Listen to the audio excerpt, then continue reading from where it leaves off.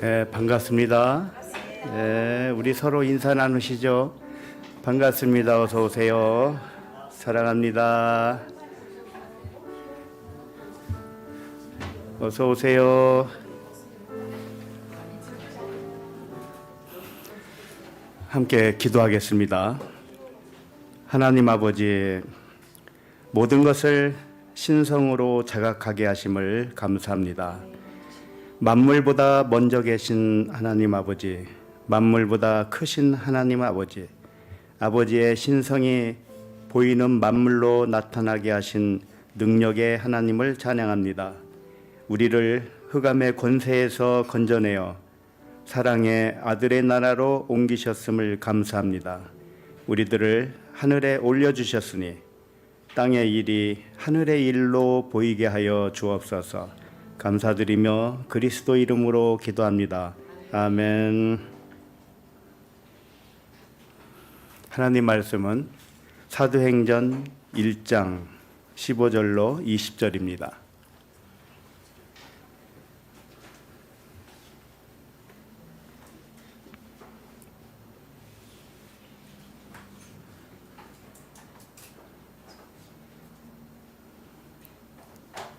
사도행전 1장 15절부터 20절 함께 읽겠습니다. 시작. 모인 무리의 수가 약 120명이나 되더라. 그때에 베드로가 그 형제들 가운데 일어서서 이르되, 형제들아, 성령이 다윗의 입을 통하여 예수 잡는 자들의 길잡이가 된 유다를 가리켜 미리 말씀하신 성경이 응하였으니 마땅하도다. 이 사람은 본래 우리 수 가운데 참여하여 이 직무의 한 부분을 맡았던 자라. 이 사람이 불의의 삭스로 밭을 사고 후에 몸이 곤두박질하여 배가 터져 창자가 다 흘러나온지라.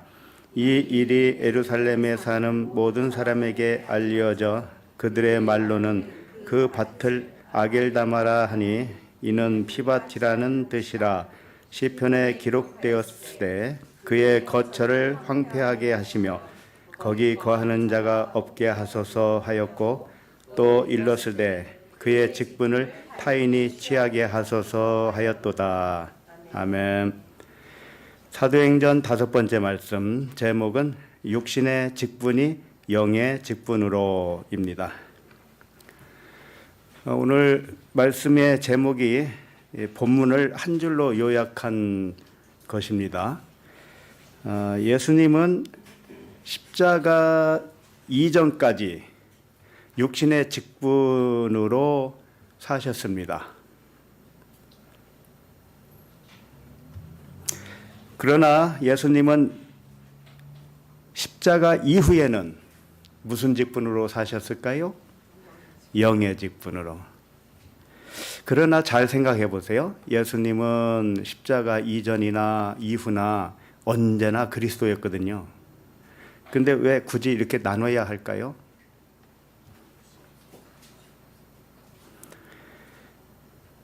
예수님은 처음부터 그리스도였지만 예수를 그리스도로 보는 사람은 많지 않았습니다. 그 뜻은 예수님이 문자대로 그리스도다 이렇게 믿는 사람은 많이 있지만 그 예수가 그리스도라는 것을 어떻게 믿느냐에 달려 있는 거거든요. 그러니까 가르침을 받는 자, 예수 그리스도를 통하여 가르침을 받는 자의 영적 상태에 따라서 예수님이 육의 직분도 되고 영의 직분도 된다는 뜻이에요. 하나님은 영의 직분일까요? 육의 직분일까요? 영의 직분이겠죠. 하나님이 모든 걸 다 아시고 계시잖아요. 그러면 하나님은 이 만물에 물질로 나타나신 신성이란 말이에요. 그런데 만물을 신성으로 보는 사람은 하나님이 그 사람에게는 영의 직분자가 됩니다. 그러나 만물을 신성으로 자각하지 못하는 사람에게는 그 하나님이 육의 직분자가 되는 거예요.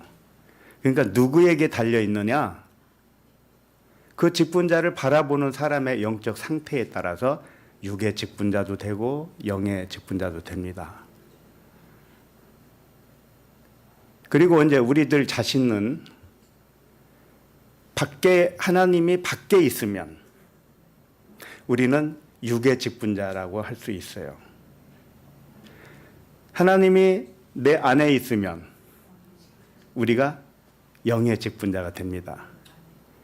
오늘은 그런 맥락으로 흐르는 본문이니까요. 일단은 결론은 다 안 겁니다. 지금부터 마음 놓고 졸으셔도 괜찮습니다.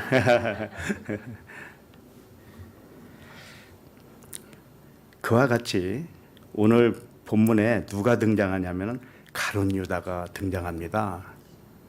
그러니까 가룟 유다의 일을 진리로 알지 못하고 사람의 일로 생각하면 가룟 유다는 나에게 육의 직분입니까? 영의 직분입니까? 육의 직분이죠. 내가 가룟 유다를 보는 눈이 육으로 봤으니까. 그러나 유다의 일을 하나님의 일로 깨달으면 유다의 직분이 육의 직분입니까? 영의 직분입니까? 영의 직분이죠. 자, 유다를 어떻게 생각하십니까? 가룟 유다.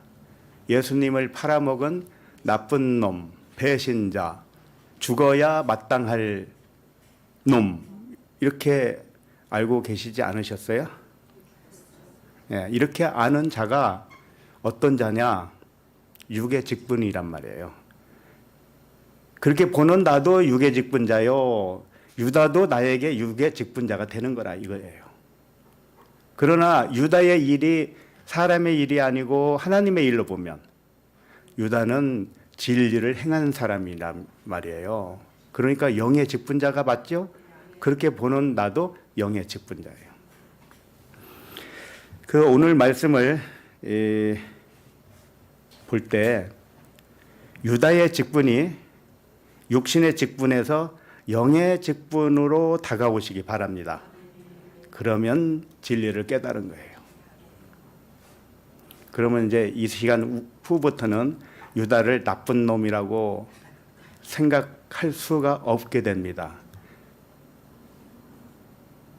사람의 고정관념은요, 대단합니다. 깨지기 힘들어요.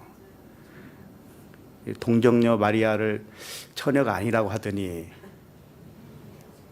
예수님이 부활하고 죽고 부활한 것이 실제가 아니라고 하더니 다시 오시는 것도 실제가 아니라고 하더니 이제 오늘은 급기야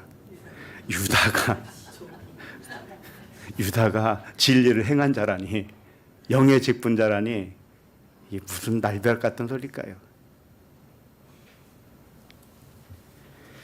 그래서 오늘 말씀을 일단 표면적인 내용으로 요약을 하면 다음과 같습니다. 예수님이 승천하신 후에 사도들이 다락방에 모여서 성령을 기다리는 중에 일어난 일입니다. 지금 표면적으로 얘기하는 거예요. 그곳에 약 몇 명이 모였다고 되어 있죠? 마가의 다락방이라고 알려진 그 다락방에 120명 정도가 모였습니다. 그때 갑자기 베드로가 일어나서 회중에게 웅변하듯이 말을 합니다. 베드로가 한 말의 내용이 무엇이었죠? 12 제자 중에 하나였던 가룟 유다가 예수를 팔고 죽었으니 유다의 직분을 대신할 다른 사람이 필요합니다. 이렇게 외친 겁니다. 유다의 직분을 대신할 다른 직분자를 뽑아야 할 이유를 설명하는 말씀이에요. 그러나 이 말씀도 우리 각자에 대하여 증언하는 말씀으로 보아야 합니다. 그렇지 않으면 이 말씀도 먼 산을 바라보는 것과 다르지 않아요. 이 말씀을 역사적으로 일어났던 2000년 전의 일로 보면 팔짱 끼고 먼 산에 불구경하는 것과도 같단 말이죠. 그러나 먼 산에 불난 것으로 보지 마시고 자신의 집에 불이 났다고 생각해 보세요. 그러면 팔짱 끼고 구경할 사람이 있습니까? 그러므로 모든 말씀을 내 안에서 불타는 이야기로 들려야 합니다. 이 시간에도 밖에서 들려주는 말씀이 내 안에서 그리스도의 말씀이 되시길 바랍니다. 그러면 15절을 다시 한번 읽겠습니다. 시작. 모인 무리의 수가 약 120명이나 되더라. 그때에 베드로가 그 형제들 가운데 일어서서 이르되,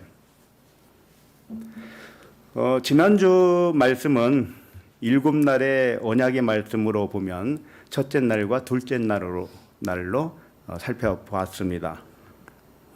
오늘 말씀은 셋째 날에 해당되는 말씀이에요. 셋째 날은 죽은 자가 살아나는 날입니다. 영적으로 잠자던 자가 잠에서 깨어나서 자신이 영이요 생명이구나, 이것을 믿어진 날이 셋째 날입니다. 창세기 1장 창조 기사로 보면 셋째 날은 위에물과 아랫물이 하나가 되던 날이에요. 창세기는 그렇고, 출애굽기 표현으로 말하면 홍해의 물 세례를 지나서 광야에 도착했는데 마라의 쓴물이 단물로 변하는 사건, 이것이 셋째 날에 해당되는 말씀이에요. 그런데 오늘 말씀도 그 셋째 날에 동일한 말씀이다, 이겁니다. 그와 같이 오늘 본문의 시작이 베드로가 일어서서 말했다고 한 것입니다. 성경에서 일어섰다 또는 일어났다, 이런 표현은 무엇일까요? 예수님이 산에 오르사 앉았다는 표현도 있고 또 일어섰다는 표현도 있습니다. 베드로가 일어서서 말하든 앉아서 말하든 무슨 상관입니까? 성경에 베드로가 꼭 일어서서 말했다고 기록할 필요가 있을까요? 베드로가 말하되 이렇게 하면 되지요. 그런데 베드로가 일어서서 말했다는 겁니다. 그래서 일어났다는 표현을 쓸 때는 잠자던 자가 일어났다, 이제 셋째 날이 됐다는 뜻이에요. 또는 진리를 깨달았다, 그런 의미를 상징으로 표현한 것입니다. 그래서 성경에 보면 잠자는 자여 깨어 일어나라, 이런 말씀도 있고 일어나 가자, 이런 표현도 있잖아요. 이런 표현들이 영이 살아났다는 뜻을 담고 있는 것입니다. 15절을 다시 보시면은요, 모인 무리의 수가 약 120명이나 되더라, 이렇게 돼 있죠. 자, 모인 무리의 수라고 그랬는데 이 수라는 낱말은 없습니다. 잘 들으세요. 무리의 수라고 했지만 무리의 수는 아닙니다. 그러면 수라고 번역한 그 원문이 뭔가 이름이라는 뜻이에요. 이름. 오노마라는 이름. 자, 그러면 무리의 수라고 하지 마시고 어떻게 해야 돼요? 무리의 이름이잖아요. 무리의 이름. 그래서 사람은 속아요. 굉장히 잘 속습니다. 이 번역자들이 숱하게 속았습니다. 그러니까 자기 생각대로 번역을 하는 거예요. 순식간에 틀어지죠. 모인 무리의 숫자를 말한 것이 아니고 모인 무리의 이름이라고 한 것입니다. 자, 그러면 무리의 이름이 뭐라는 거예요? 120이라는 뜻입니다. 120. 알겠습니까? 그러니까 120명자도 빼야 돼요. 명. 숫자를 말한 게 아니니까. 그러면 마가의 다락방이 얼마나 크길래 120명이 모일 수 있을까요? 네? 120명이 모일 수 있어요? 모일 수 있다 할지라도 숫자로 말하지 않았습니다. 이름으로 말한 거예요. 이름. 120이라고 하는 이름.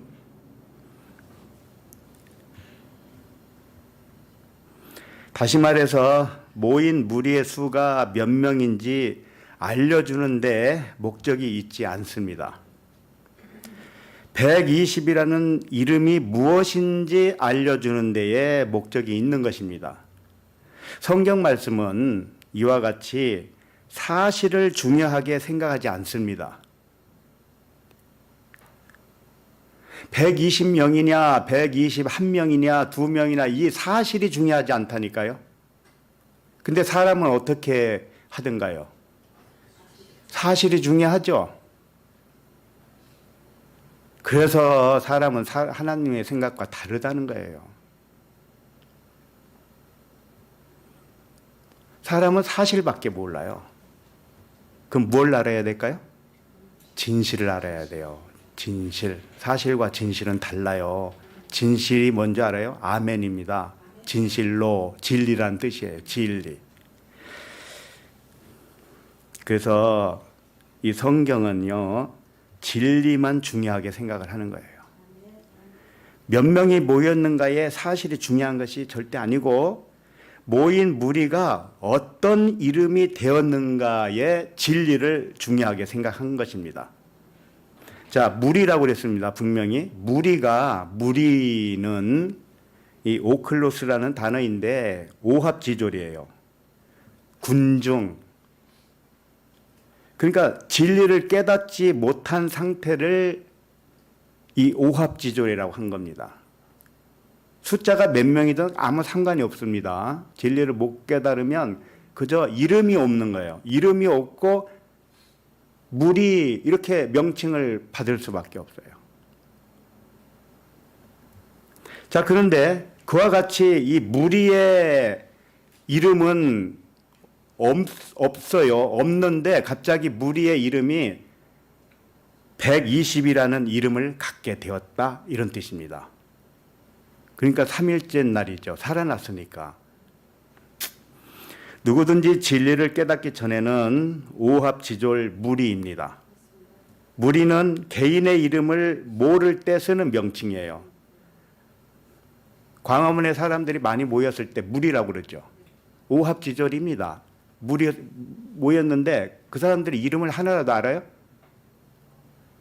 이름은 모르고요. 그냥 무리라고만 합니다. 그와 같이 진리를 모르는 사람을 무리라고 하는 거예요.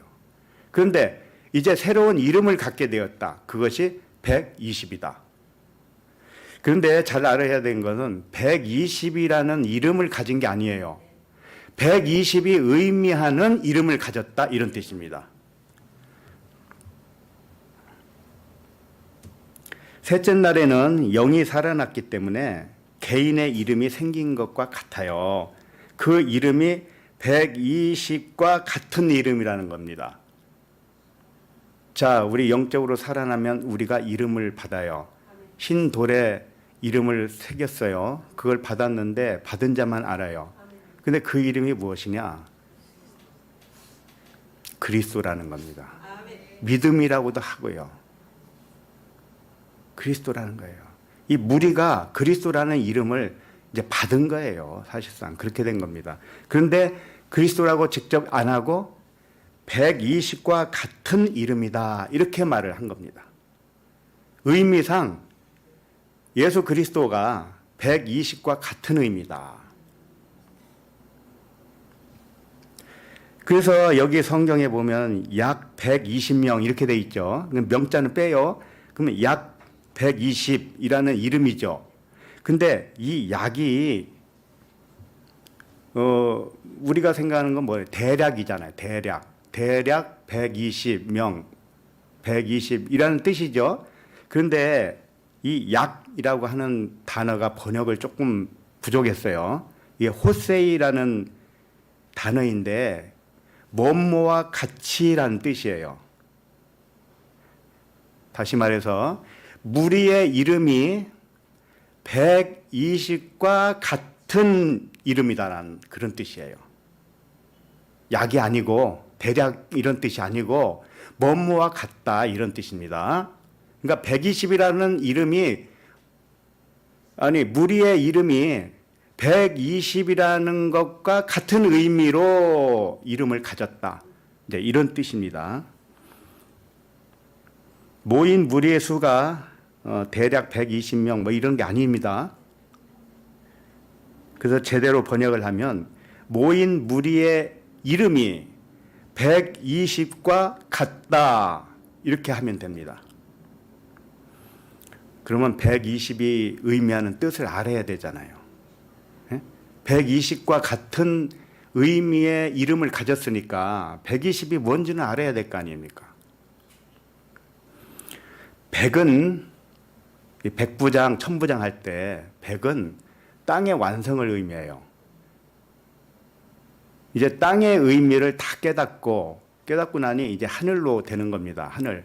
그럼 천부장이 되겠죠?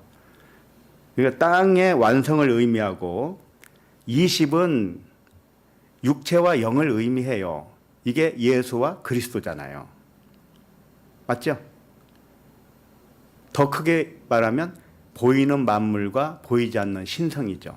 이 두 가지. 이게 20이에요. 2라고 해도 되고 20도 되고 200도 되고 다 그러니까 2자 들어가면 예수 그리스도예요. 자신이 육신과 영으로 되어 있는 존재로 자각하게 되었다. 이게 셋째 날의 살아남이에요. 그러므로 120이라는 이름은 120과 같은 이름은 뭐냐? 예수 그리스도라는 뜻이죠. 예수 그리스도라는 이름밖에 없어요. 예수는 보이는 모든 만물을 대표해서 예수라고 하는 겁니다. 그러니까 우리들도 육체는 예수예요. 이 보이는 세상도 예수입니다. 근데 그 안에 신성이 있죠. 하나님의 영이 있잖아요. 그 영이 그리스도란 뜻이에요. 우리 육체 안에 그리스도. 그래서 인자라고 그러죠. 겉으로는 사람인데 안으로는 하나님의 아들이에요. 그래서 성경 말씀은 어떤 사실을 전해주는 책이 아니라 진리를 전해주는 책이라는 것을 꼭 명심하셔야 됩니다. 안 그러면 속아요. 성경은 표면적으로 일어난 역사를 전하는 데 목적이 있지 않습니다. 성경책은 영과 진리로 생명만을 전하는 데 목적이 있는 겁니다. 이 사람 관계에서도요, 표현만 보면 오해를 하기 쉽습니다. 예를 들면 저 사람의 하나를 보면 열을 안다 이런 말을 쓰기도 하죠. 그 하나를 사실로만 보면 나머지도 사실로만 오해를 합니다. 예를 들어서 어떤 사람이 여기 왔는데 인사를 안 해요. 그러면 인사를 안 하는 그걸 하나 봤죠. 사실이죠. 이제 그것으로 9가지까지 전부 판단을 합니다. 아, 저분은 인사 안 하는 거 보니 예의가 없고, 이렇게 등등등. 그것은 뭡니까? 보이는 사실로만 표현한 거죠. 판단한 거죠. 육체를 따라 판단한 겁니다. 이것은 진리를 봤습니까? 그 인사 잘 안 하는 그 모습 하나를 봤는데 그게 진리를 본 거냐고요. 진리를 안 봤죠. 겉만 봤죠. 겉만 봤기 때문에 나머지도 겉으로만 판단한다는 뜻이죠. 하나를 보니 열을 안다. 이렇게. 그러나 인사를 안 하지만 그 안에 있는 그리스도를 봤다면 진짜 하나를 본 거죠. 그러면 그 사람의 10가지 다 알게 된 거죠. 그렇죠? 열은 뭡니까? 전부 그리스도잖아요. 진리잖아요. 그와 같이 우리가 무엇을 어떻게 보느냐에 따라서 천지 차이가 난다는 겁니다. 그러므로 어떤 사실로만 판단하지 마시고 진실로만 판단하시길 바랍니다. 사실과 진실은 다르기 때문에 그래요. 예를 들면 오비이락이라는 사자성어가 있죠. 까마귀 날자 배 떨어졌다. 배 떨어진다. 뭐 이런 거죠. 그런데 까마귀 난 것과 배 떨어진 것이 관계가 있습니까? 관계가 없는데 관계가 있는 것처럼 보였잖아요. 아무 관계도 없이 한 일이 공교롭게도 때가 같아서 억울하게 의심을 받거나 난처한 위치에 서게 됨을 이르는 말이죠. 오비이락. 까마귀가 날아간 것과 배가 떨어진 것은 사실이죠. 일단 보면은 그게 사실이잖아요. 까마귀가 날아가는 순간에 배가 떨어졌으니 이건 사실이라니까요. 그래서 배 떨어진 이유는 까마귀가 날아갔기 때문이다라고 오해를 한 거죠. 그러나 진실은 무엇입니까? 까마귀가 날아간 것과 배가 떨어진 것은 아무 상관이 없는 거예요. 이게 진실이에요. 그러니까 우리들은 영적인 사람이라면 겉만 보지 말란 말이죠. 겉에 어떤 사실만 보고 나머지 9을 판단하지 마시고 사실처럼 보였지만 그 안에 있는 진실을 알기를 노력해야죠. 그래서 오해하지 않기를 바라는 겁니다. 하나님의 말씀도 오해하지 마시고 사람의 일도 오해하지 마시고 육체를 따라 판단하지 말아야 되는 것이죠. 자, 그럼 오늘 본문에도 약 120명을 오해를 했기 때문에 오역으로 쓴 거죠. 약 120명이 아니죠. 120명과 같은 이름이다 이런 뜻이잖아요. 많은 사람들이 다락방에 120명이 모였다고 오해를 했고요. 지금까지도 그렇게 오해하고 살고 있습니다. 성경에 이와 같은 사례가 많이 있는데 그 중에 한 가지만 더 살펴보겠습니다. 누가복음 3장 23절 보세요.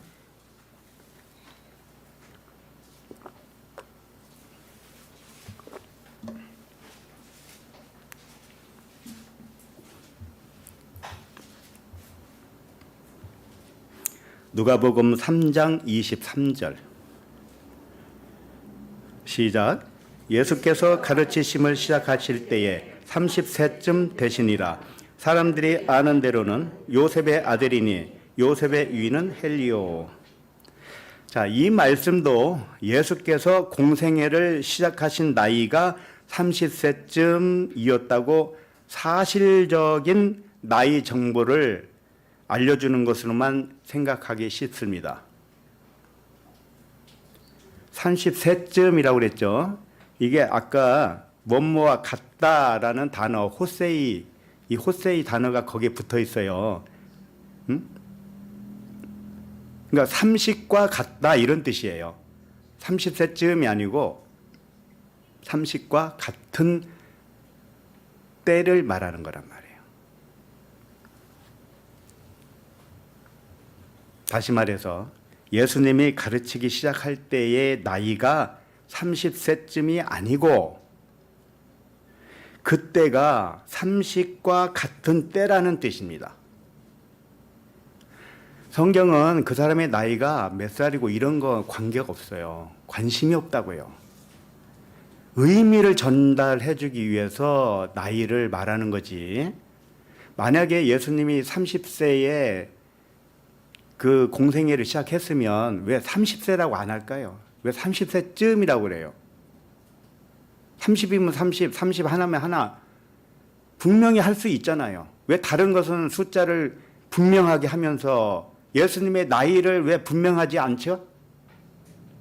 아니, 오병이의 이적에 모인 사람들이 몇 명 모였어요? 5,000명이잖아요. 5,000명 세기도 힘든데 그걸 5,000명이라고 한다니까요. 그런데 예수님 나이를 애매하게 기록을 합니까? 엄청난 그 중요한 그분의 나이를 30세쯤, 그럼 30이 될 수도 있고 안 될 수도 있고 뭐 그런 얘기입니까 이게? 성경이 그렇게 흐리멍텅해요? 무드셀라가 몇 살까지 죽었다 이렇게 숫자를 분명하게 기록하는데 어째서 예수님의 사역 나이가 이렇게 애매하냐고요? 그러니까 이건 30세쯤이 아니고 예수님이 가르치기 시작한 때가 30과 같은 때다 이런 뜻입니다. 그러면 30과 같은 때가 무엇일까요? 예수님이 가르치기를 시작한다는 것은 이제 제사장 직분을 시작한다는 뜻이잖아요. 그럼 제사장이 몇 살부터 시작하던가요? 30세부터잖아요. 응? 민수기 4장 3절에 한번 찾아볼까요? 민수기 4장 3절.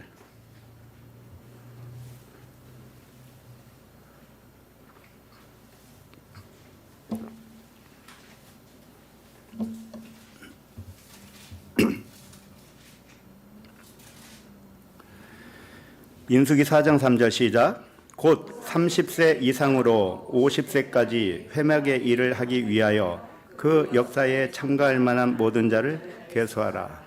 네 지파 중에서 성전에서 일할 사람 그게 제사장이잖아요. 제사장은 30세부터 50세까지예요. 규정을 해놨단 말이에요. 그러니까 예수님이 30과 같은 때라고 하는 것은 예수님이 이 제사장 역할을 지금 시작한다. 그 말씀을 하고 싶었던 겁니다. 예수님이 가르치기 시작한 것이 뭐냐? 제사장이다. 제사장의 직분을 시작한다. 이겁니다. 구약에서 실제 나이로 30에서 50까지 지켰기는 했겠지만 영적 의미는 셋째 날부터 다섯째 날까지 제사장 직분을 한다는 것을 의미해요. 예수님이 물 세례를 받으신 후에 사역을 시작했죠. 이게 3일째 날이잖아요. 물 세례를 받으면 둘째 날이요. 이제 3일째는 시작이잖아요. 그리고 언제까지 예수님이 제사장 직분을 감당하느냐? 십자가에서 불 세례를 받을 때까지잖아요. 이건 무슨 의미가 있죠? 십자가의 죽음은 요단강 건너가는 것과 같아요. 1세대가 완전히 죽는 날이잖아요. 그게 다섯째 날이라고요. 다섯째 날. 그러니까 제사장 직분은 육으로 살아 있을 때까지만 제사장 직분이에요. 이 땅에서는. 셋째 날부터 다섯째 날까지. 그 다음에 십자가에서 죽고 여섯째 날, 일곱째 날은 뭐냐? 영의 직분자란 말이에요. 우리도 마찬가지입니다. 우리가 부활해서 성령으로서 영의 직분을 감당하는 것, 이것이 영의 직분자예요. 요한복음 8장 57절에 찾아볼까요? 요한복음 8장 57절.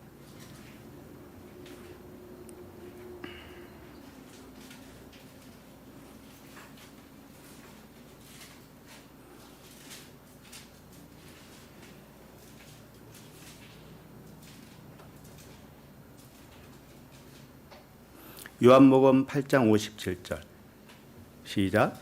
유대인들이 이르되 네가 아직 50세도 못 되었는데 아브라함을 보았느냐?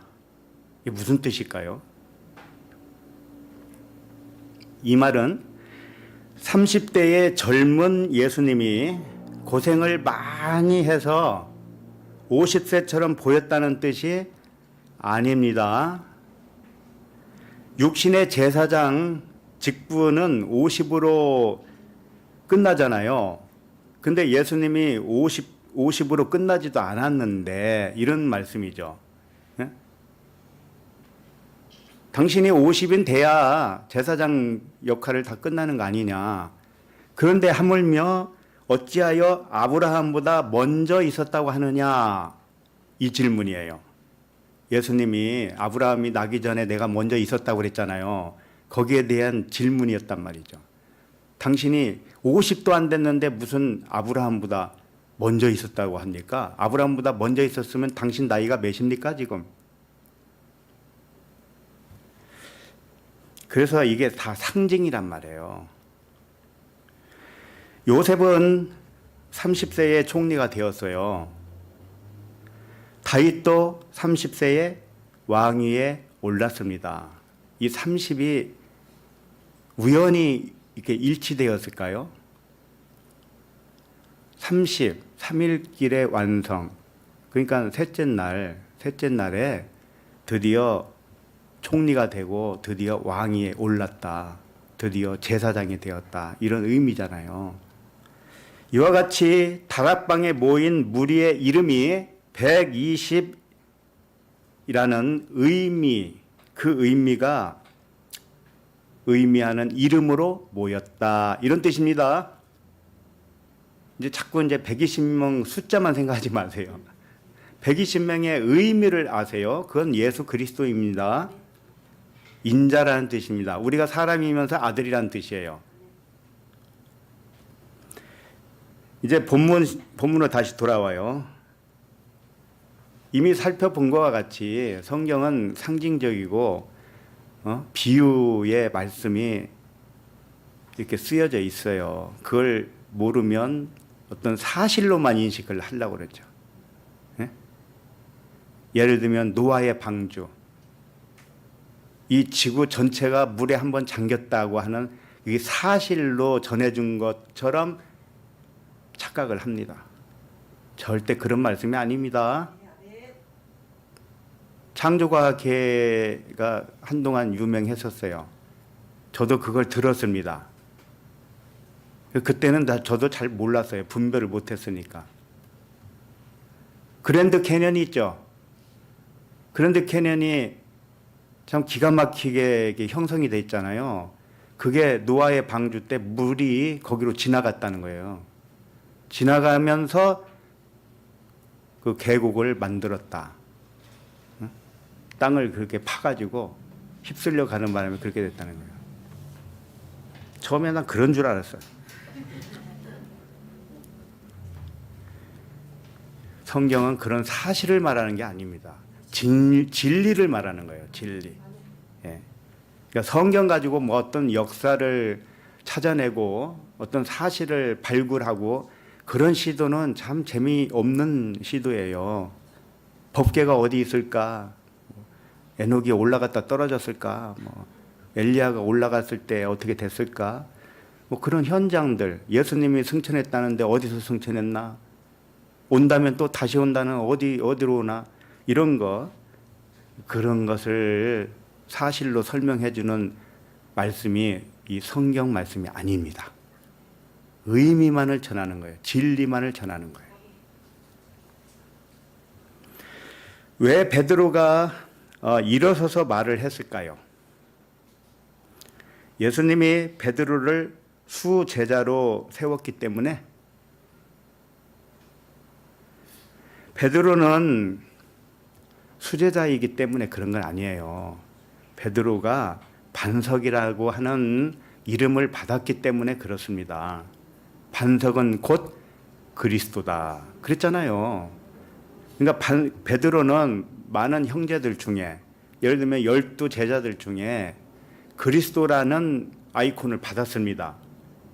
그것은 다른 12, 11 형제보다, 제자들보다 우월하다는 뜻이 아니에요.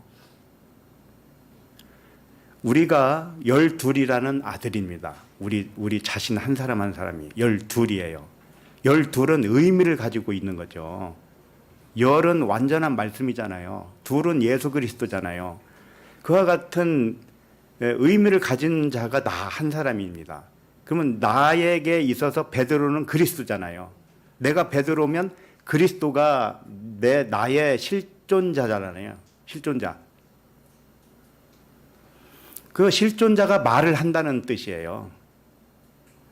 우리가 이렇게 말을 해도 지금 누가 말을 하고 있느냐, 이게 중요하잖아요. 베드로가 일어서서 말을 하느냐.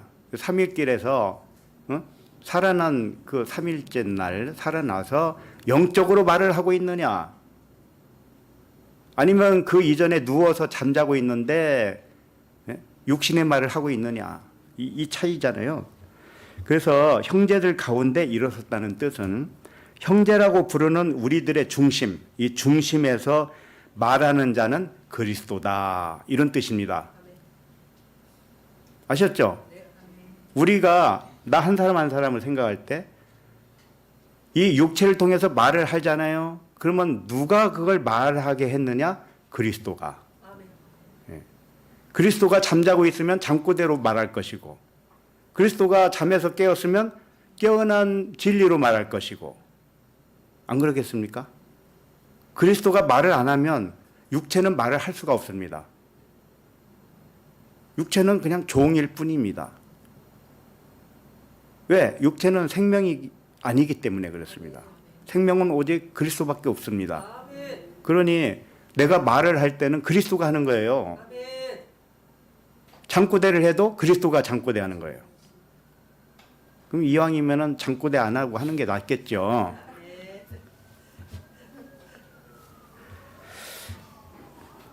그리스도의 말씀을 듣고 일어서신 우리 토부 가족 모든 분들은 말하는 자가 그리스도입니다. 그러면 16절로 가보겠습니다. 16절 시작.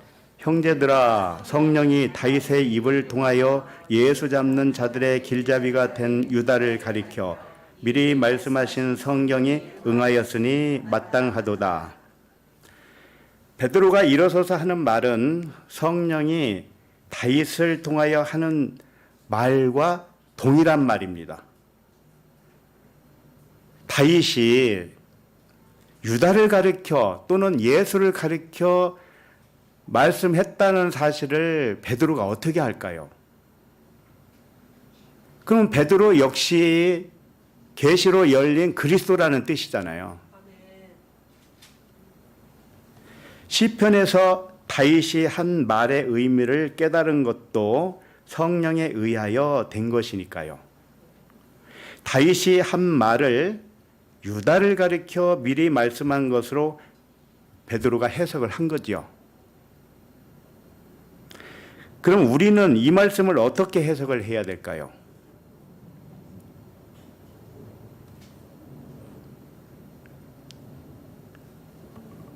아니, 다윗은 어떻게 얘기했냐면 유다를 가리켜, 유다라는 이름은 안 넣겠죠. 그러나 다윗이 한 말이 곧 유다를 가리켰다고 한 겁니다.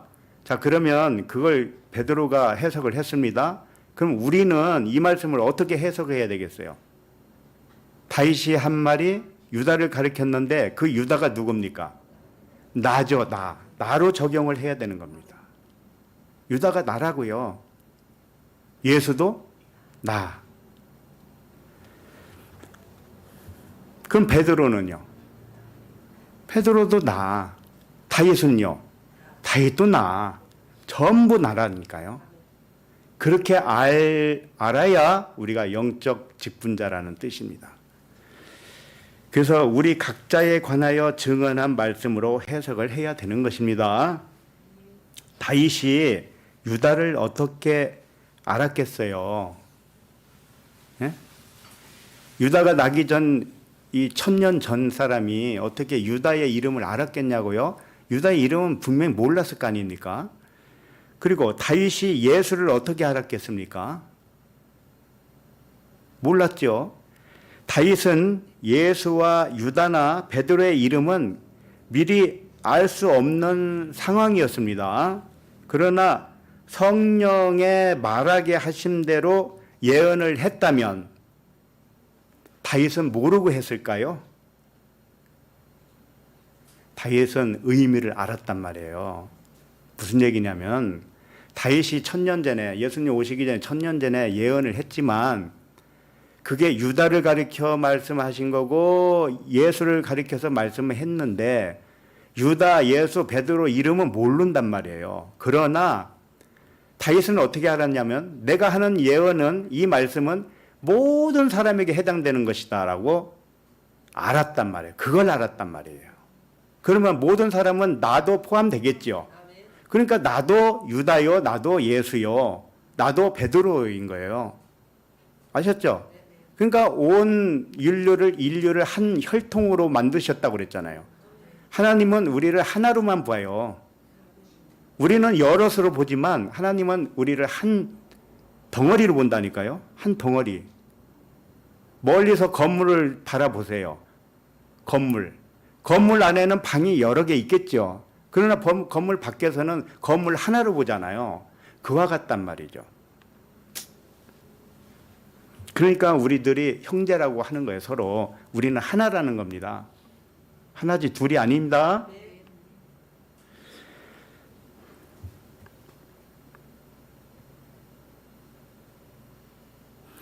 다윗 자신이 예언한 대상은 유다, 베드로, 예수뿐만이 아니고 모든 아들들에 관하여 한 예언이라는 것을 알았다는 뜻이에요. 우리는 그렇게 알아야 돼요. 베드로는 우리에게 그걸 설명하기 위해서 유다와 예수를 국한해서 말을 하고 있지만 우리는 예수와 유다가 다 나를 가리켜서 하는 것이구나 이렇게 알면은 진리를 깨달은 것이란 말이죠.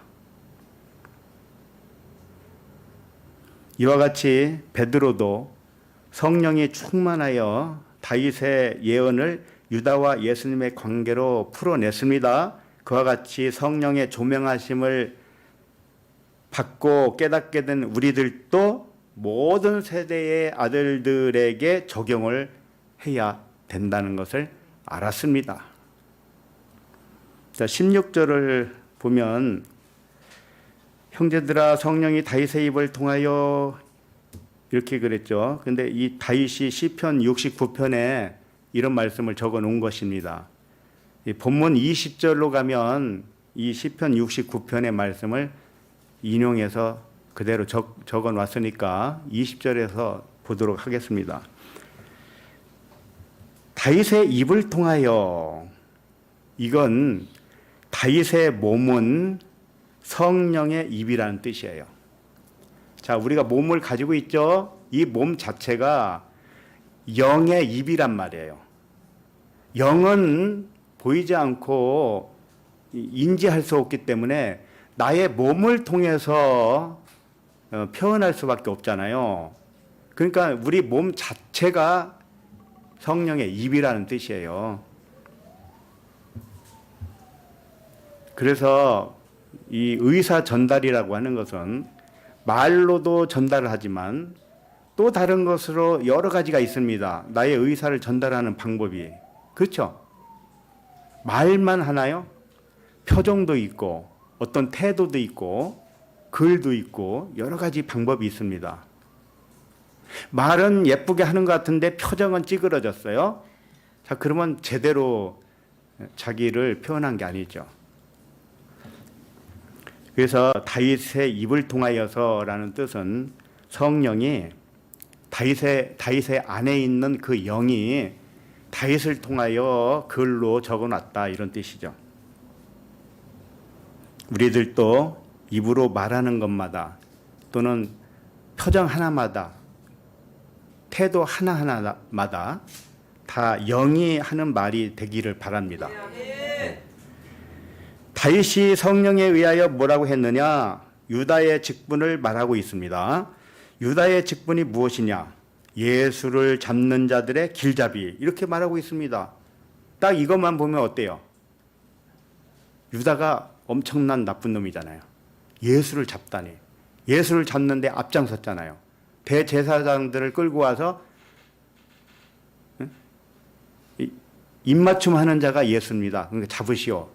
이렇게 하고 왔잖아요. 그래서 잡았어요. 다시 말해서 유다는 예수를 잡는 자들의 본이 된 자다, 이런 뜻입니다. 예수를 잡는 자란 어떤 사람을 의미할까요? 예수의 정체를 깨달은 자가 예수를 잡은 자예요. 예수의 정체를 깨달으면 나의 육신의 생각과 예수와 합하여 십자가에서 죽음이 된 것입니다. 왜? 예수는 율법을 의미하고 나의 육신의 생각과 동일하게 같아요. 그러니 육신의 생각은 십자가에서 진리에 의하여 사라지는 것입니다. 그러니 유다가 그것을 길잡이로 가르쳐 줬어요. 우리들에게.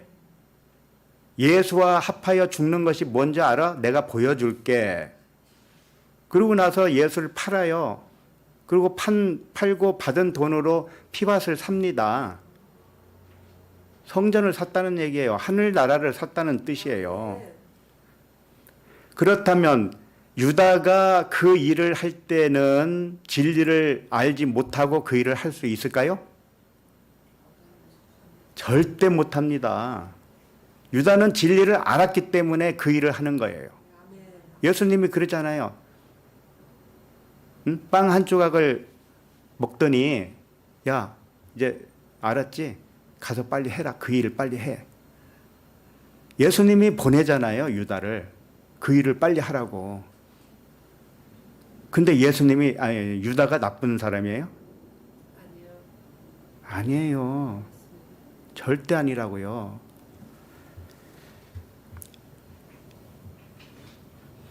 육체 예수는 내가 영으로 깨어나면 나의 육신이 누구냐면 가룟 유다예요. 가룟 유다와 율법이 사랑으로 변해서 그 자체가 사라집니다. 이게 죽음이에요. 의식의 변화를 말하는 거지. 실제 몸이 죽었다 안 죽었다 이런 말씀이 아닌 겁니다. 서두에 말씀드렸지만 의미를 전하는 것, 진리를 전하는 데에 하나님은 목적이 있지 사실을 전하는 데에 목적이 없습니다. 그러니 유다가 그렇게 죽었는지 살았는지 거기에는 관심 가질 필요 없어요. 어차피 2000년이 지났죠. 그럼 그 당시에 살아있는 사람이 지금까지 살아있는 사람이 있나요? 다 죽었지. 유다도 죽고 예수도 죽고 베드로도 다 죽었을 거 아닙니까? 어차피 다 죽는데 그 무슨 관계가 있어요? 어떻게 죽든지 간에. 자, 그리고 미리 말씀하신 성경이 응하였으니 마땅하도다 그랬죠. 성경이 모두 이 말씀을 했기 때문에 말씀이 마땅히 이루어진다는 뜻입니다. 모든 성경이 말하는 것은 죽음과 부활을 말하고 있어요. 그러나 사람이 생각하는 죽음이 아닙니다. 의식의 변화를 말하는 겁니다. 사람이 생각하는 죽음은 없습니다. 그건 존재하지 않아요. 그러나 성경에서 말하는 죽음은 의식의 변화. 물이 변하여 포도주가 되었다. 이런 말씀이 있죠. 자, 물은 뭡니까? 땅에 있죠, 물이. 그래서 아랫물입니다. 근데 이 아랫물을 끌어올려서 포도나무가 이 아랫물을 끌어올려서 포도라는 열매를 맺었습니다. 그러니까 물이 위에 물이 됐죠. 그런 의미예요. 포도주라고 하는 것은 아랫물이 위에 물로 됐다 이런 뜻입니다. 그러니까 아랫물이 위로 변했으면 아랫물은 죽은 거잖아요. 위에 물은 살아난 거죠. 그런 의미를 말하는 거지. 십자가의 죽음은 실제 육체가 죽은 사건이 아니에요.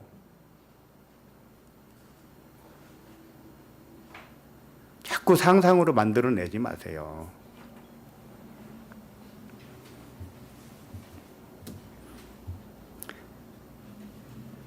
예수님이 십자가 바로 지기 전에 뭐라고 했냐면은 내가 세상에 온 것은 진리에 대하여 증언하러 왔다고 그랬습니다.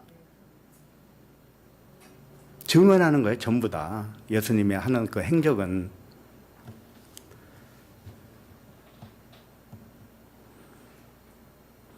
아들들이 그리스도의 영으로 깨어나면 내 육신의 의식과 예수는 율법이에요. 율법과 합하여 죽는다는 뜻이에요. 이 진리를 알려주는 길잡이가 유다였다 이런 뜻입니다. 유다는 뜻이 찬송하다입니다. 그런데 육체로는 하나님께 찬송할 수가 없습니다. 육체로 죽고 영으로 살아나야 진정한 찬송을 하게 된다는 진리를 안내해 준 자가 누구냐? 유다였다. 그래서 가룟 유다가 죽은 것으로 나오면서 대신 다른 유다가 나오죠. 사도 유다가 있죠, 또. 유다서도 있잖아요. 그러니까 진정한 찬송, 영으로 하는 찬송, 진리로 하는 찬송, 이렇게 찬송하는 자가 유다입니다. 그러나 반드시 육은 영으로 변해야 되는 것입니다. 그래서 영과 진리로 예배하라고 그랬잖아요. 자, 17절을 읽겠습니다. 17절 시작. 이 사람은 본래 우리 수 가운데 참여하여 이 직무의 한 부분을 맡았던 자라. 베드로가 말할 때 형제들아 이럽니다. 아까 위에서 봤죠. 이 형제들아 명칭을 사용했는데 베드로가 형제라고 명칭을 사용할 때가 여기가 처음이에요. 그 베드로가 반석이니까요. 형제 중 그리스도다 이런 뜻입니다. 그런데 유다는 형제 중에 육체 예수다 이런 뜻입니다. 그러니까 직분을 베드로와 유다가 나눠서 감당을 하는 것입니다.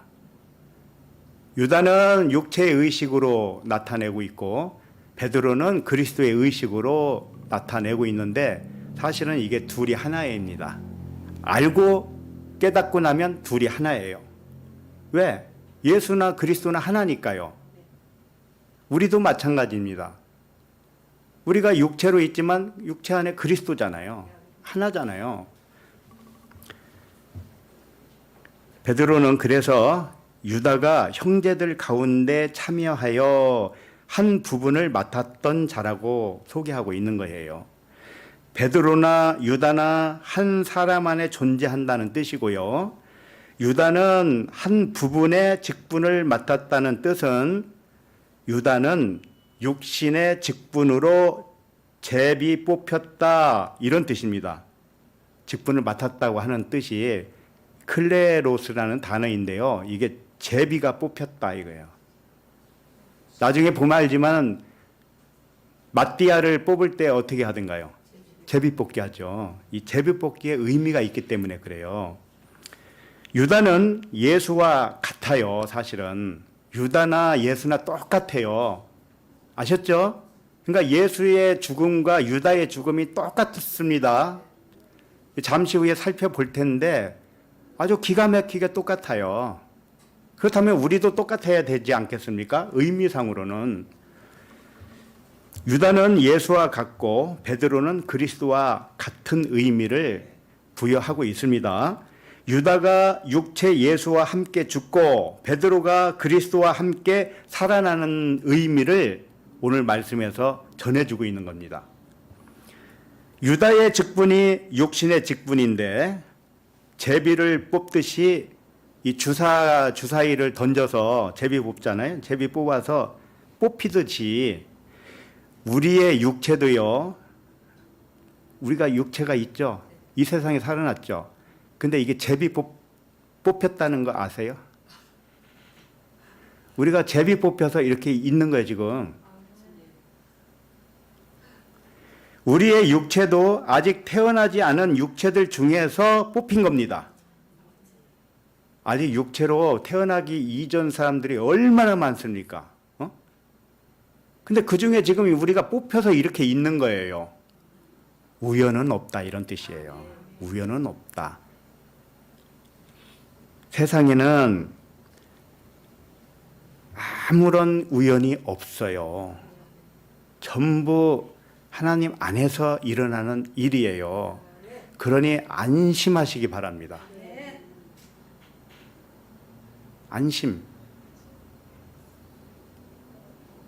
그 고기 안심 말고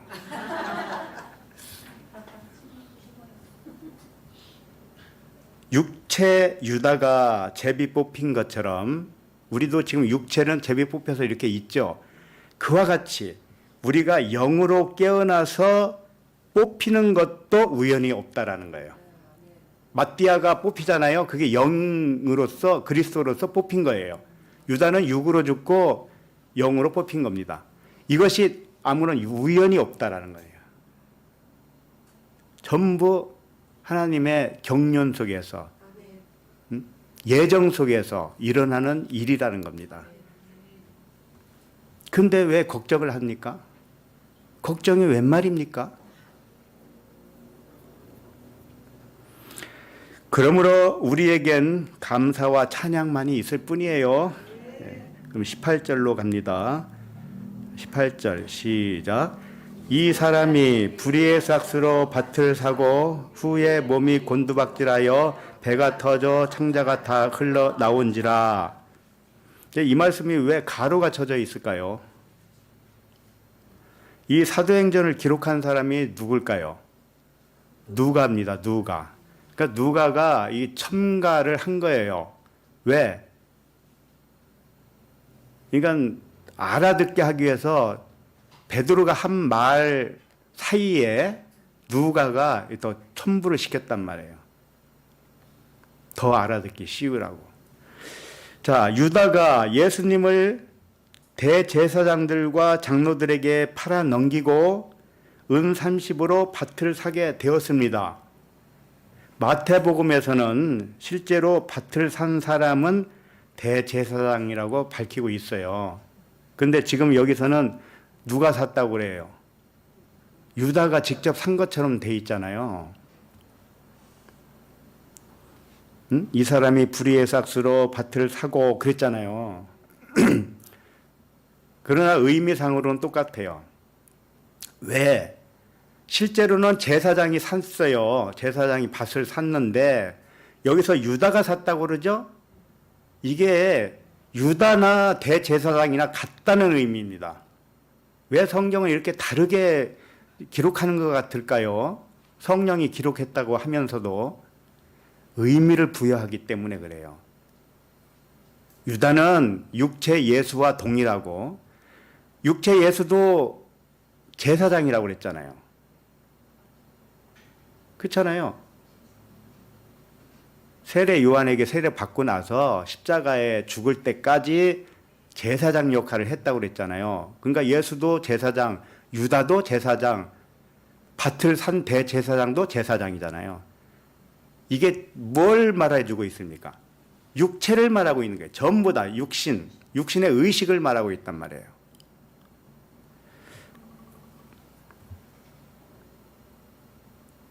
밭을 산 사람은 의미상 대제사장이나 유다나 예수나 같은 직분이라는 거예요. 육의 직분이라는 겁니다. 육신의 대제사장은 결국 하늘의 대제사장이 되어야 돼요. 그래서 예수님을 가리켜 히브리서에서는 뭐라고 그래요? 대제사장이라고 하잖아요. 우리에게 큰 대제사장이 있으니 그리스도 예수니라. 그래서 참된 제사장은 영적 그리스도를 의미해요. 우리를 뭐라고 그래요? 왕 같은 제사장. 영으로서는 우리가 제사장이다 이거예요. 그러나 육체로 섬길 때는 그걸 이 땅의 제사장이라고 그래요. 우리들도 영적 그리스도의 제사장이 되었기 때문에 육신의 제사장으로서는 이미 죽은 것입니다. 죽은 직분이에요. 이게 육의 직분은 이제 죽은 거란 말이에요. 18절을 다시 봅니다. 몸이 곤두박질하여 배가 터져 창자가 다 흘러나온지라 이렇게 돼 있죠. 자, 이것은 예수님의 십자가 죽음과 동일한 의미를 전달하는 표현법입니다. 하나하나 살펴볼게요. 몸이 곤두박질하여 이게 무슨 뜻이냐면은 거꾸로 되었다 이런 뜻입니다. 거꾸로 되었다. 육체의 반대 뭘까요? 육체의 반대. 영이잖아요, 영. 그러니까 곤두박질했다. 이것은 유다가 육체와 반대되는 영으로 살아났다 이런 뜻입니다. 아셨죠? 육체로는 죽었지만 영으로 살아났다 이런 뜻이에요. 그 다음에 배가 터져 그랬죠. 이 배는 뭐냐, 메소스라는 단어를 썼어요. 메소스는 그냥 중간이다 이런 뜻입니다. 가운데 이런 뜻이에요. 가운데 중간은 뭘 의미하냐면 성소와 지성소 사이에 있는 시장을 의미해요. 그 시장은 뭐라고 그랬습니까? 곧 육체니라 그랬죠. 그러니까 배가 터졌다고 하는 것은 시장이 찢어졌다 이런 뜻입니다. 가룟 유다의 의식이, 육체의 의식이 이렇게 시장이 찢어지듯이 그렇게 찢어졌다라는 거예요. 십자가에서 육체의 죽음을 이렇게 상징으로 보여준 겁니다. 예수님의 십자가 죽음 뒤에 뭐라고 했어요? 시장이 위에서부터 찢어졌다 이렇게 되어 있잖아요. 예수님의 십자가에서 죽으신 후에 바로 그랬잖아요. 그러니까 그것과 똑같이 지금 표현 방법이 좀 다르지만 의미는 같아요. 유다의 죽음도 예수님의 죽음과 똑같단 말이에요. 배가 터져 나왔다, 배가 터졌다. 이것은 육체의 시장이 찢어졌다, 갈라졌다 이런 뜻입니다. 그 다음에 창자가 다 흘러나온지라 그랬죠.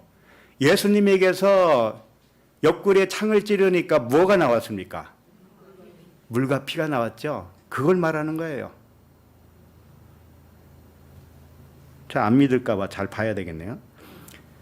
이 창자가 다 흘러나왔다고 그랬죠. 이 창자가 단어가 스플랑크논이라는 단어인데 이게 내장을 의미해요. 내장 또는 창자, 심장이라고도 합니다. 심장. 그런데 놀랍게요. 이 단어가 동정, 애정, 긍휼 이런 단어로도 쓴다라는 겁니다. 그럼 이건 뭐예요? 창자가 좋은 겁니까? 나쁜 겁니까? 좋은 거잖아요. 진리를 말하고 있어요. 진리를. 그러나 이 창자가 몸 안에 있으면 안 됩니다. 몸 안에 있으면은 진리가 아니에요. 육체에서 흘러나와야 진리입니다. 육체에서 흘러나온다는 의미는 뭐냐? 육체 안에 진리, 그리스도를 이제 실체로 알았다 이런 뜻입니다. 나의 실존자, 영, 그리스도 이렇게 깨달은 거예요. 자, 빌립보서 1장 8절에 보면 찾아볼까요? 시간이 많이 있으니까. 빌립보서 1장 8절.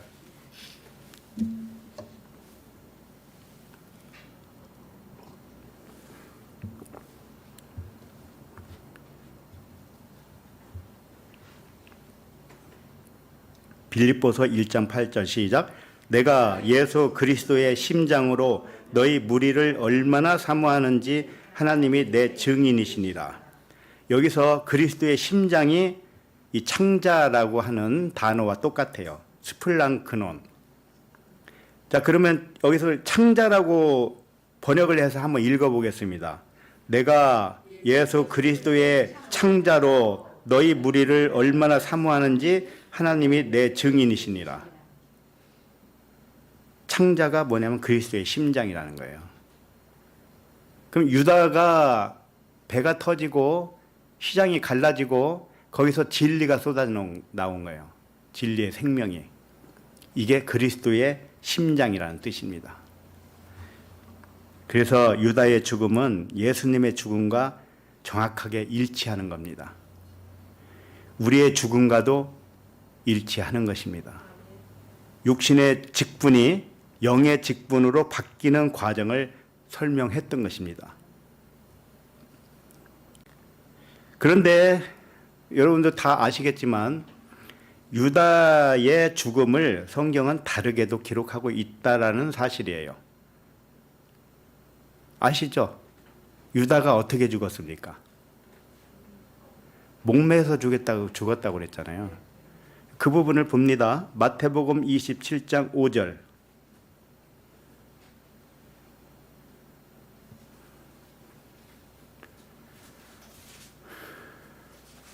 마태복음 27장 5절.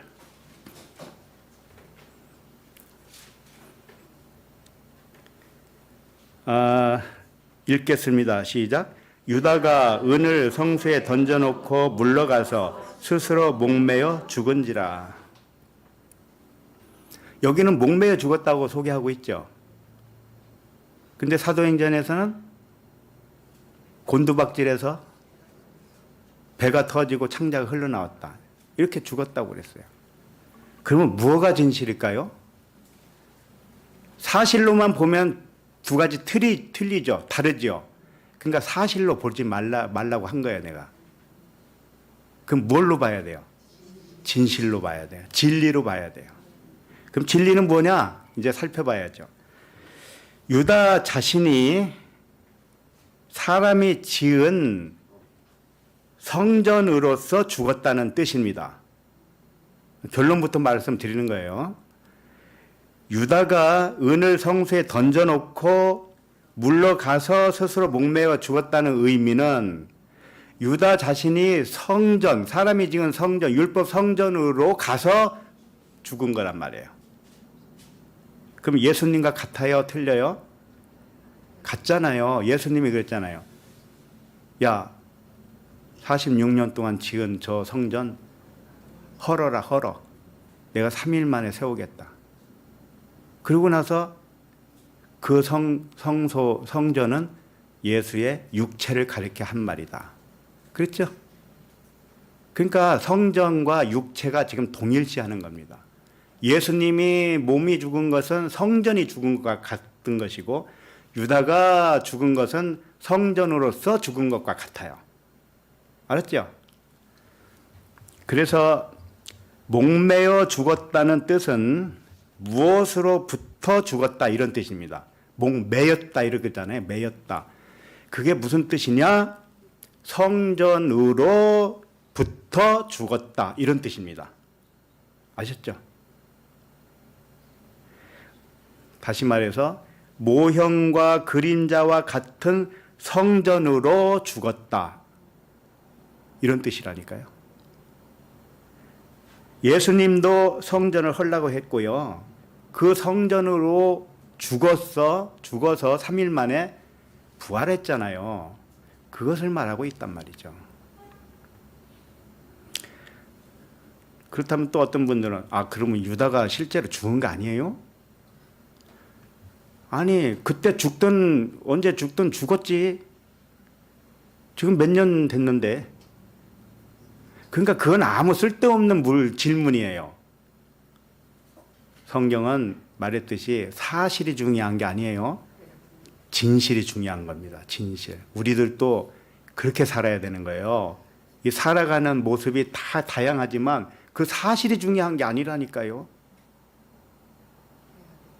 밥을 3끼 먹는 사람도 있고 2끼 먹는 사람도 있고요. 1끼 먹는 사람도 있어요. 이건 보이는 사실이죠. 그 사실이 아무 중요하지 않아요. 진실은 뭡니까? 살아 있다는 거죠.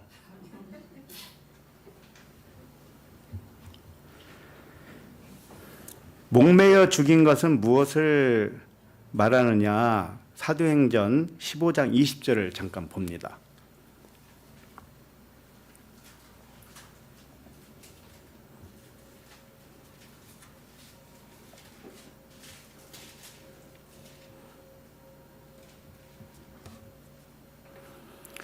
사도행전 15장 20절 시작. 다만 우상의 더러운 것과 음행과 목매어 죽인 것과 피를 멀리하라고 편지하는 것이 옳으니.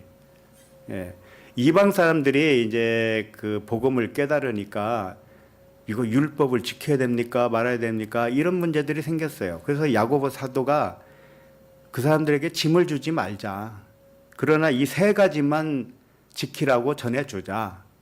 그런 거예요. 그런데 이 3가지도 이 속에 의미가 있는 것이지 이 겉으로 이대로 한다고 해서 지키는 게 아닙니다. 아니 목매어 죽인 것을 먹지 않는 것이야 뭐 쉽지요. 그러니까 목매다라는 게 뭘까요? 우리나라에서는 뭘 많이 하던가요? 개. 근데 이 성경에서 말하는 그 목매어 죽인 짐승이 개일까요? 그건 우리도 알 수 없어요. 예? 그러니까 꼭 개를 말하는 것도 아니고 짐승을 말하는 거잖아요. 짐승이 뭔데요? 깨닫지 못한 육신의 생각이잖아요. 자, 이게 목매어 죽인 것과 피를 멀리하라고 그랬죠. 이게 무슨 뜻이냐면 짐승을 목매어 죽이면 피가 나오지 않죠. 피가 그대로 몸속에 들어있잖아요. 근데 예수님은 어떻게 죽으셨어요? 피가 흘렀잖아요. 그러니까는 반드시 진리가 나와야 옳게 죽은 거잖아요. 그런데 목매어 달아서 죽이면 피가 외부로 유출되지가 않아요. 그래서 그 고기를 그대로 먹으면 고기를 피채 먹는 것과 같아요. 근데 성경에서는 뭐라고 하던가요? 네, 고기를 피채 먹지 말라 그랬습니다. 이게 무슨 뜻입니까? 고기는 율법을 의미해요. 율법을 하늘의 생명인 것처럼 먹지 말라 이런 뜻입니다. 피는 진리예요. 생명이에요. 근데 율법으로만 먹으면 그건 생명이 아니거든요. 그런데 피채 먹어요. 그건 뭐예요? 율법이 곧 생명의 양심 양 먹는 거죠. 얼마나 어리석은 짓입니까? 이 대한민국은요 정말 큰일이에요. 큰일. 뭐 큰일이라고 내가 걱정해서 되는 것도 아니고 하나님이 하시는 일이니까 그렇지만 큐티 하잖아요. 큐티. quiet time. 아침마다 큐티 한단 말이에요. 그게 고기를 피채 먹고 있는 짓거리예요. 알고나 해야지. 문자대로 하고 있는데 그게 뭐예요? 문자대로 하고 있으면 고기를 피채 먹는 건데 그게 생명이 아닌데 말이에요. 언제나 철들려는지 모르겠어요. 그러니까 가룟 유다의 죽음은 율법 성전으로 헐고 피바치러 완성한 죽음이에요. 그러니까 목매에 달라서 죽은 거나 배가 터져서 창자가 흘러나와서 죽은 거나 이게 같은 의미예요. 그런데 이걸 사실만 놓고 보는 사람들은 해석을 어떻게 하는지 알아요? 유다의 죽음이 두 죽음으로 나오니까 해석 불가하죠. 그러니까 이거 짜 맞춰요. 어떻게 짜 맞췄을까요? 유다가 나무에 목을 매어서 매였는데 끈이 끊어져서 배가 터지고 창자가 흘러나왔다. 이렇게 소설을 씁니다.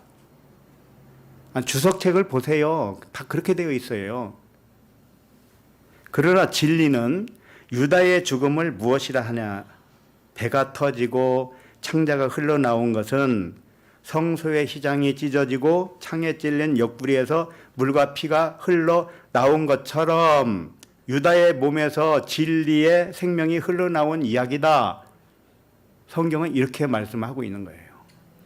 유다가 목을 매어 죽었다는 표현도 같은 거예요. 율법 성전으로 죽었다는 뜻이니까요. 죽은 방식을 두 가지로 표현한 것은 육신의 의식이 어떻게 죽음으로 완성을 하였는지 더 자세하게 가르쳐 주기 위해서예요. 그래서 두 가지 죽음으로 표현한 것입니다. 이 사실이 중요한 게 아닙니다. 진실이 중요한 거예요. 유다가 어떻게 죽었느냐의 사실이 중요한 것이 아니라 유다의 죽음을 표현한 비유가 무엇을 증언하고 있는가에 그 진리를 아는 것이 더 중요하다 이겁니다. 심지어 유다가 그렇게 죽었느냐 안 죽었느냐 이것도 다 중요하지 않아요. 육체에 보면 누구나 유통기간이 있게 마련입니다. 그런데 뭐 그 당시 죽음의 여부가 뭐가 이렇게 중요하겠습니까? 19절로 갑니다. 19절. 시작. 이 일이 예루살렘에 사는 모든 사람에게 알려져 그들의 말로는 그 밭을 아겔다마라 하니 이는 피밭이라는 뜻이라. 예수님의 몸값은 30으로서 구입한 땅을 피밭이라고 했다는 것입니다. 이걸 아겔다마라고 했다는 거죠. 이 일이 19절 이 일이 예루살렘에 사는 모든 사람에게 알려져 그들의 말로는 이렇게 되어 있어요. 이게 무슨 뜻이냐면 예루살렘에 사는 사람들이 진리를 깨달았다는 뜻이에요. 예? 유다의 죽음에 대한 진리를 옳게 깨달았다는 거예요. 영혼의 차원으로, 영생의 차원으로 깨달았다는 거예요. 깨닫고 새하늘과 새 땅으로 사는 모든 사람이 되었다. 이런 말씀이에요. 그러니까 영적인 의미의 말로 알려지고 있다. 이런 말씀입니다. 그러니까 뭔가 알았으니까 아겔다마라고 이름을 붙였다는 거예요. 피밭이라고 이름을 붙였다는 겁니다. 멀쩡한 밭을 샀는데 왜 피밭이라고 거기에 이름을 붙였겠습니까? 의미를 깨달았다는 거예요. 영적인 의미를 알았다. 그리고 그 밭을 아겔다마라 하니 이는 피밭이라는 뜻이라 이렇게 돼 있죠. 아겔다마는 피밭이라는 의미죠. 자, 밭은 무엇을 의미하죠? 밭은 이 땅을 의미하고 우리 육신의 생각을 의미합니다. 자, 피는 뭘 의미하죠? 피는 진리를 의미하는 거예요. 생명을 의미해요. 그러니까 생명은 피에 있다 그랬죠.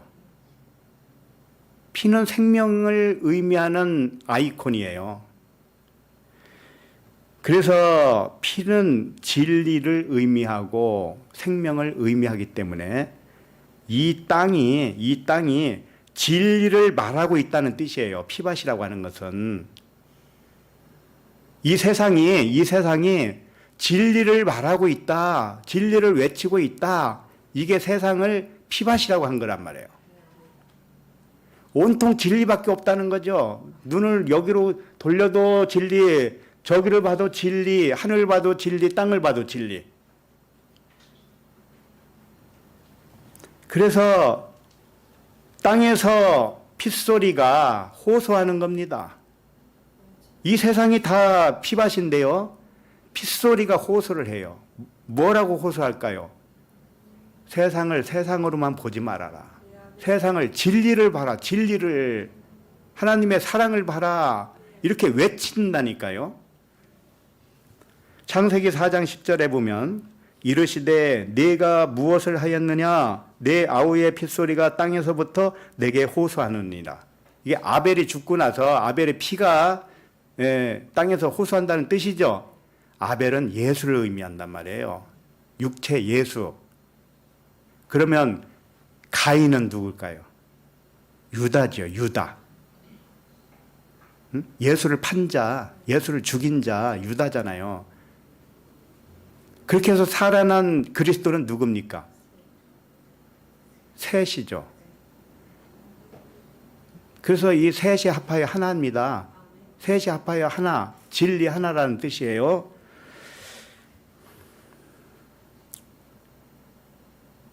그래서 유다가 흘린 피 또는 아벨이 흘린 피, 이게 실제로 피를 흘렸다는 뜻이 아닙니다. 이 땅에서 진리의 피를 발견했다는 뜻이에요. 우리들이 옆구리에 창에 찔려 물과 피가 나왔다는 뜻은 내 안에서 물, 피, 성령은 하나예요. 진리 하나란 말이에요. 진리가 흘러나왔다 이런 뜻이에요. 진리를 알았다 이런 뜻입니다. 그래서 진리가 너희를 자유케 했다 이런 뜻입니다.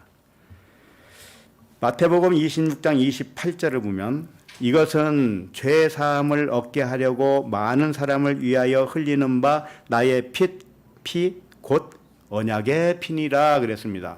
피는 생명이고 언약의 말씀이고 진리입니다. 그래서 요한일서 5장 8절에 보면 성령과 물과 피라 또한 이 셋은 합하여 하나이니라 이랬단 말이에요. 그리고 성령은 진리다 이렇게 말씀을 하셨어요. 성령, 영이에요. 푸뉴마예요. 영과 물과 피는 합해서 셋이 합해서 하나인데 그것이 뭐냐? 진리라는 뜻이에요. 세상이라는 땅 또는 밭을 진리의 피로 자각을 해야 천국으로 사는 것입니다. 전부 그렇게 사시기를 바랍니다. 자, 마지막 20절로 갑니다. 시작.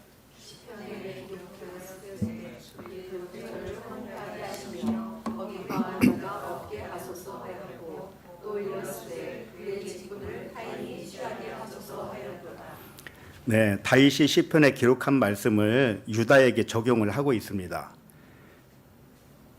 유다에게 어떻게 했냐? 그의 거처를 황폐하게 하고, 그곳에 거하는 자가 없게 하고, 그의 직분까지 다 뺏으라는 겁니다. 굉장히 안 좋은 표현들이잖아요. 이제 시편에 기록되었는데 다윗이 시편 69편에 기록된 말씀이에요. 안 봐도 됩니다. 시편뿐만 아니라 모세의 글과 선지자의 모든 글이 누구에 관한 글입니까? 그리스도에 관한, 예수 그리스도에 관한 글이지만 그게 누구의 글이에요? 나의 글이란 말이에요. 나에 관하여 하신 말씀이에요. 그러니까는 이 모든 말씀이 나에 대해서 깨달아야지. 그러면 이 성경 말씀이 밖에 있지 않고 내 안에 있는 것과 같습니다. 그래서 그 나는 그리스도를 의미하고 그리스도 안에 있는 나도 그리스도예요. 이 전체를 그리스도라고 하지만 나도 부분으로서의 그리스도예요. 그의 거처를 황폐하게 하시며 거기 거하는 자가 없게 하소서 하였고 이랬는데 그게 무슨 뜻이냐? 육신의 의식으로 거하는 이 세상을 황폐하게 해서 하늘나라로 변화시키고 하늘나라에서는 육신이 살지 않게 하소서. 전부 우리의 의식의 문제를 다루는 말씀이에요.